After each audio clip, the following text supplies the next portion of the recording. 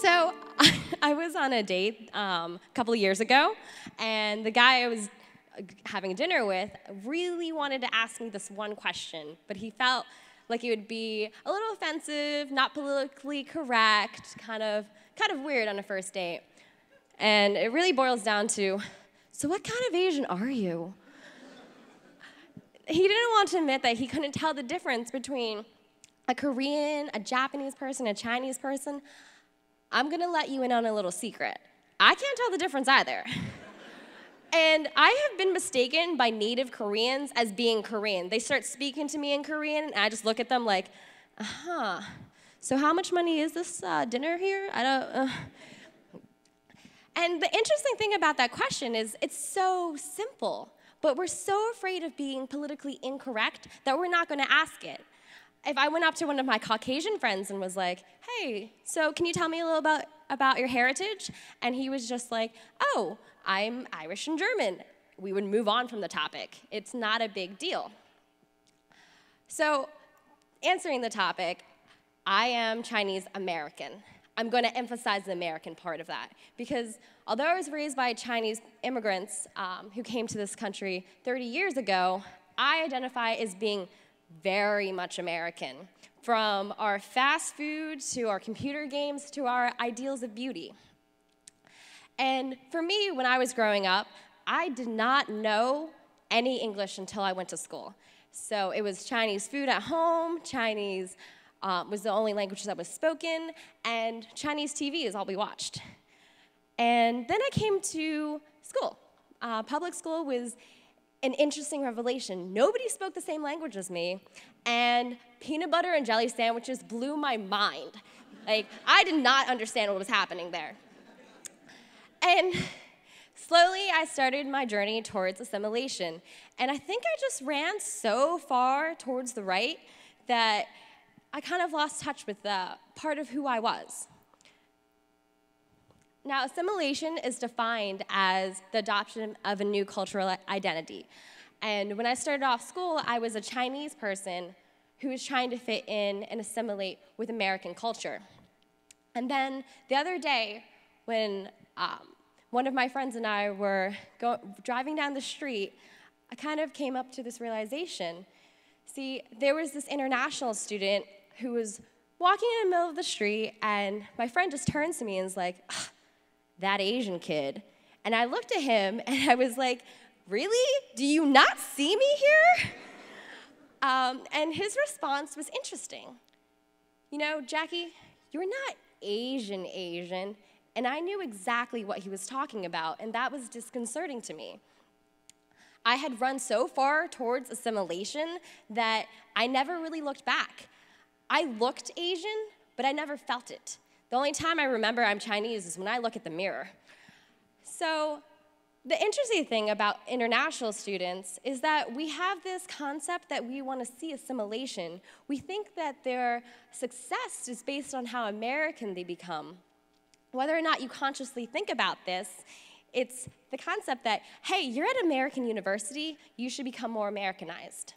And that's simply not true. They're here essentially adapting to the university setting. The American culture is just something that they have to get used to. And most of these students will go back to their home country. And what's the point of becoming super American when you're just going back to China? They're here to learn. And essentially, we can't expect them to adopt all of the things that we have adopted. It took me about 15 years to, I think, well assimilate myself with American culture. And what's unique at Penn State, though, is that there are so many international students. Penn State ranked 10th in the US for international student enrollment, with a little over 6,600 international students. We have maybe over like 30,000 international students on this campus roaming around. And so they are a very unique part of our university. And I see them more as a distinct part and not students walking in trying to engage themselves. Rather, they are part of the greater Penn State community that makes up this beautiful mosaic. Now, the Journal of American Education actually published a very interesting study about how successful international students are with adopting to a university. And this was measured by their self-esteem, whether or not they achieved it and were able to maintain it. And they found that if you have a large number of American friends as an international student, you were well-adjusted, that you really felt like you were part of the university. But another interesting thing is they found if you were part of a co-cultural group, that is, international students who share similar cultural aspects such as religion, language, ideals of beauty, you were able to make these groups of friends. And the cool thing at Penn State is that there are so many international students that these co-cultural groups are able to form. If you're at a smaller university with fewer international students, it's very difficult and you're forced to make American friends.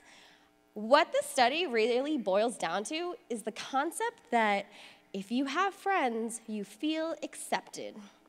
And that concept is, it's interesting that you need a journal article to bring that out. The concept that, hey, friendship, that makes you feel like you're welcomed. And what it looks, you think about it though, it's the idea that you don't feel like you belong if you don't have a lot of friends from the culture that the university is. And Penn State is just so unique with the number of international students it has that when you see those co-cultural groups, you should really just celebrate it because they are one piece of this beautiful mosaic. Now, have you ever wondered why you see so many Chinese international students linking arm in arm as they're walking down the street? I used to look at them and think, oh my gosh, this roadblock, seriously, I need to get past them. And that cultural aspect really comes from something that happens in the cities they come from. Imagine that you're part of this mega city, a huge city with a large population density. And everything is just moving so fast. People are pushing you which way. And you have really no sense of direction. Everything just kind of seems like a blur. People don't care. They see you as a roadblock. They want to get past you as fast as possible. And you've called up your friend at this point and said, hey, do you want to go shopping? Met this really cute guy in my dance class, and I want to go get a new dress. And you're so excited, but all you can see is just the sea of people. And the only solace you really have, and the only thing that gives you a sense of direction, is the fact that your best friend is there, holding onto your arm, and you can hear her, you're close. You can hear her talking to you, and you're talking back, and it is a great feeling. You feel secure in this vast sea of people, and you know that you'll get where you need to go, no matter how much you're pushed and pulled. And that's an interesting concept. It's something that none of us have really thought about. Heck, I will say that it's also a cultural thing. My parents, I remember when I was 10, and I told them I refused to let them hold my hand as we're crossing the street because I was independent. As a 10-year-old, I could cross the street and not get hit by a car, and I felt accomplished. And I remember the look of hurt they had, and it didn't occur to me until recently that it was because for them, holding on to me was just a sense of closeness, was a sense of love and showing me support. And all I wanted to do was tell them, I don't need you. So what I'm saying is that we need to start thinking of international students and their specific customs as part of the beautiful Penn State whole.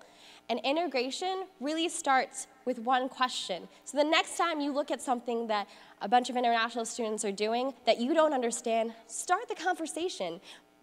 Don't be afraid to ask or be politically incorrect or seem like you're ignorant, because the only thing that would make you ignorant is not asking that question. Integration starts with just one question, from you to me.